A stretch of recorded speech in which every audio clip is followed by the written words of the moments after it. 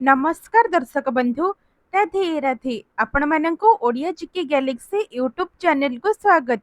आसंतु देखिबा गुरु दिवस उपलक्षे एक सरल और सुंदर भाषणटीए।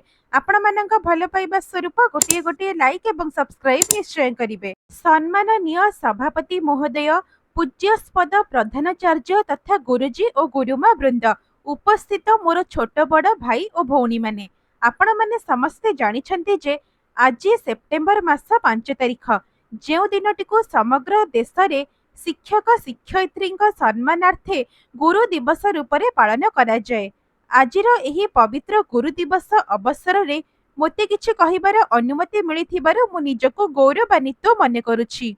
प्रथमे आमे गुरु शब्दर अर्थ बुझिबा। गुर अर्थ अंधार और रूर अर्थ आलोक। अन्य अर्थरे जीए आम जीवनरु अज्ञान रूपक अंधकार को दूर करी ज्ञान रूपक आलोकरे आम जीवन को आलोकित करती, से ही हेउछंती प्रकृत गुरु पदवाच्य। जीए निरंतर आमको सत्य न्याय मार्गरे परिचालित हेबाको बारंबार प्रेरणा जोगाई आसीथांती, से हेउछंती गुरु। एही धरा बुकुरे जीए आमको एक अनन्य परिचय सृष्टि करी राह देखाई थांती, से ही यथार्थरे आमरी गुरु। जड़े साधारण मनीष रूपरे एक असाधारण देवता। अति बढ़ी जगन्नाथ दास श्रीमद् भागवतरे यथार्थरे लेखुछंती, गुरु को न मणिब नर, गुरु ही साक्षात ईश्वर। प्रख्यात हिंदी कवि संथ कवि दासंक मतरे गुरु गोविंद अर्थात ईश्वरंक ठारू भी ऊर्ध्वरे। श्रीकृष्ण स्वयं निज मुखरे अर्जुन को उपदेश प्रदान करी कहिछंती, गुरु नकले हो अर्जुन, काहीं पाइबो सदज्ञान। एथिर स्पष्ट अनुमेय जे गुरु बिना सदज्ञान प्राप्ति असंभव अटे। गुरु ब्रह्मा गुरु विष्णु गुरुदेव महेश्वर, गुरु साक्षात परम ब्रह्म, तस्मै श्री गुरवे नमः।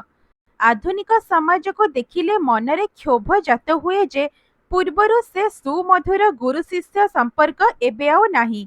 समय स्रोतरे प्रभावित होई एहा विभिन्न दिगरु कलुषित हेबारे लागिछि, किंतु आमे मने रखिबा उचित जे गुरु शिष्यंक संपर्क काले काले पवित्र और स्वागत योग्य अटे।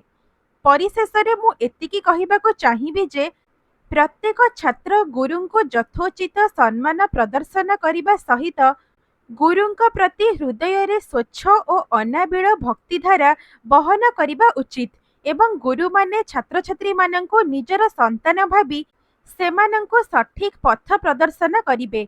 ए देशर अग्रणीत शिक्षक और शिक्षयित्री मानंको मु विनम्र प्रणिपात जणाइबा सह भक्तिर महा अर्घ्य अर्पण करुछि।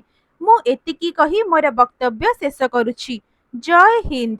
तेबे दर्शक बंधु, आपण मानंको एही सुंदर भाषणटी केमिति लागिला कमेंट माध्यम रे लिखिकी निश्चय जणाइबे एवं एभली सुंदर सुंदर भाषण पाइबा पई आम चैनल को सब्सक्राइब करी पाखरे आसुथिबा बेल आइकन को ऑन करी रखंतु।